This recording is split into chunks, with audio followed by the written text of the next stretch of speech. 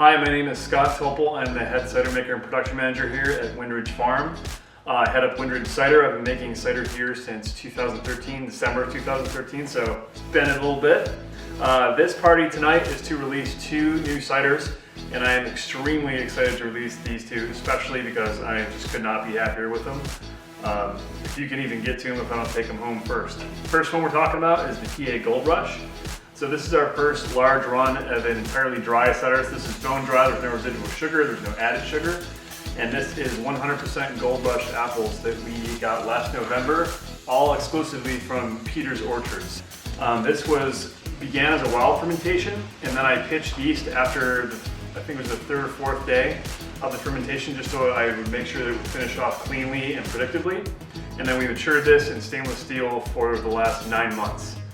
3% of this blend was the same Gold Rush fermented cider from the same tank, but we had actually matured that in oak barrels. They were spent Heaven Hill bourbon barrels that we had on site for the last 3 months.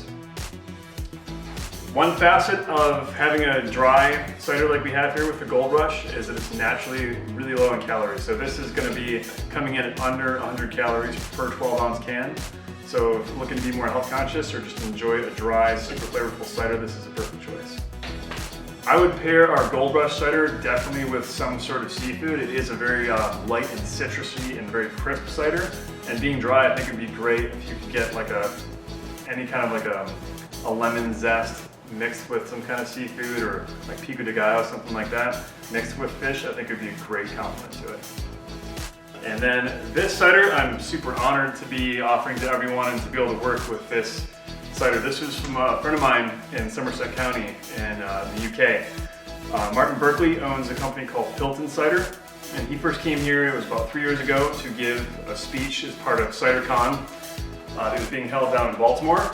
And he was just a great guy, really affable dude, really easy to talk to. And I ended up randomly sitting next to him on a bus as part of a tour to a couple different cideries in DC. And he actually asked me if I'd skip the tour with him and just go check out museums. So we got to know each other. And I visited him this last October in the UK. And there was a huge bumper crop of bittersweet apples. Bittersweet apples are great for making cider, excellent tannin levels, great flavor profile, and obviously high sugar, so you're going to have a little bit more alcohol, a little bit more kick to it. And the tannin really helps to preserve the cider naturally and to age it very well, or mature it very well. So I was speaking with him, and I said, I'd like to maybe buy some of this juice that's available fairly cheap this year, and would you maybe check out the juice for me to make sure it's clean and that it's going to be coming over in good shape? And he said, yeah, I can do that for you, no problem, but while I'm doing that, why don't I send him some of my own cider as well, and we'll do a collaboration. So I lost it, was completely over the top excited about this, and I still am. And it's been since we got this in October of last year, and have been maturing it on our own here on the farm in totes. The maturation period for this cider for tessellation has been this last 11 months. We've had this on hand, and throughout those 11 months I've been having some fun doing some mock-up blends from time to time and kind of get an idea of where the cider was going, maybe where it wants to go. And I blended this with Gold Rush, Rhode Island Greening, and Stamen apples from several different orchards, all in Adams County, right down the road from us. It's a perfect blend, and I'm super happy you all get to check it out tonight, so enjoy. My name is Irene Elias, and I'm the head brewer here at Wyndridge Farm. I'm here to talk about our 2 new releases, the Eldorado Haze Double IPA and the Boreal Spruce IPA. The Eldorado Haze Double IPA is part of our Silo series. The Silo series is a series that is constantly trying to use new hops and more hops. So this double IPA is 8% alcohol, and it has just a ton of Eldorado hops in it, along with some Lotus hops and some Citra hops. So for example, this has 1.5 times as many hops per barrel as Hazeway, which is what makes it a double IPA. We use the Eldorado hop, and the inspiration behind that was that it's just a really tasty hop that's recently become more and more available. It was used in last year's Green Turns Gold, which was brewed here at Wyndridge Farm.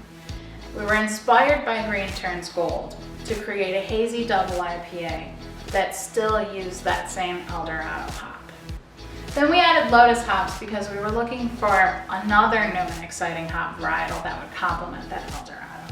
Lotus hops have some vanilla and orange flavors, which we thought would go really nicely with stone fruit, peach, tropical flavors from the Eldorado hops.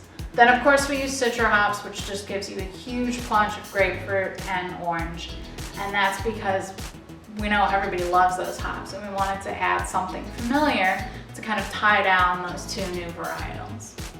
We fermented this Eldorado haze with London fog yeast, the same yeast that we use in Hazeway, to make sure that it was super fruity from the beginning.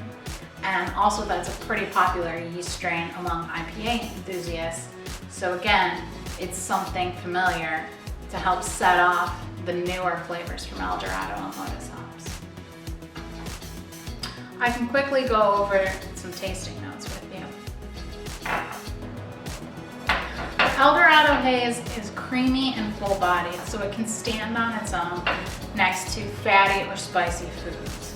I would pair this with a fatty cut of steak like a ribeye, or spicy foods such as stir fry or tacos. For the Boreal Spruce IPA, I was inspired by using ingredients outside of the 4 main ingredients that go into beer. And then I try to take further inspiration from the ingredient that has been selected. In this case, we were using spruce tips. So for the base beer, I was inspired by a cedar forest.